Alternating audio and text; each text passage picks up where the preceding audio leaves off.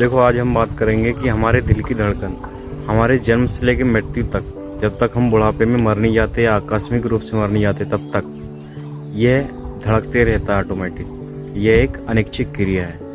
इस पे हम सोएं या काम करें या जो भी कुछ करें, इस पे हमारा कंट्रोल नहीं है। एक ऑटोमेटिक धड़कते रहता है हर हमेशा। तो ऐसा क्यों होता है? तो देखो, इसको एक इंजन से कंपेयर करो। एक पेट्रोल इंजन है जो पेट्रोल से चलता है और पेट्रोल जलता है, वो भाप बनाता है, फिर पिस्टन उसके प्रेशर से भाप के वो हमेशा जलते रहता है। उसी प्रकार हमारा सिमिलरली हमारा दिल फैलता और सिकुड़ता है। क्यों? ऐसे नोड में इलेक्ट्रिक सिग्नल के उत्पन्न होने से। अब वो ऐसा क्यों होता है? क्योंकि उसमें कैल्शियम, सोडियम और पोटेशियम, इन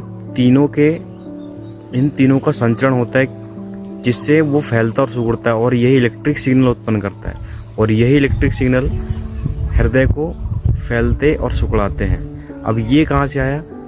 तो सोडियम, पोटेशियम और कैल्शियम जो है, यही हमारे खून में मौजूद होता है। और खून में कैसे आता है? हम जो खाते हैं वो पोषक तत्वों से आता है। हमारी श्वसन का इस पूरी की प्रक्रिया में क्या रोल है? देखो, हमारी श्वसन में जब हम ऑक्सीजन लेते हैं और CO2 छोड़ते हैं, तो हमारी जो ऑक्सीजन लेते हैं वो हमारे शरीर में, मनुष्य बहुकोशिकीय जीव है, तो हमारी शरीर में सेल्स को चलाने के लिए, ATP का निर्माण करने के लिए ऑक्सीजन बहुत ज़रूरी है। माइटोकॉन्ड्रिया में जाकर ऑक्सीजन ATP का निर्माण करता है और उसी एनर्जी से, ऐसे नोड भी एक सेल्स ही है, तो उसी एनर्जी के कारण ही वो सेल्स भी जिंदा रहते हैं और फिर वो सेल्स इलेक्ट्रिक सिग्नल बनाते हैं।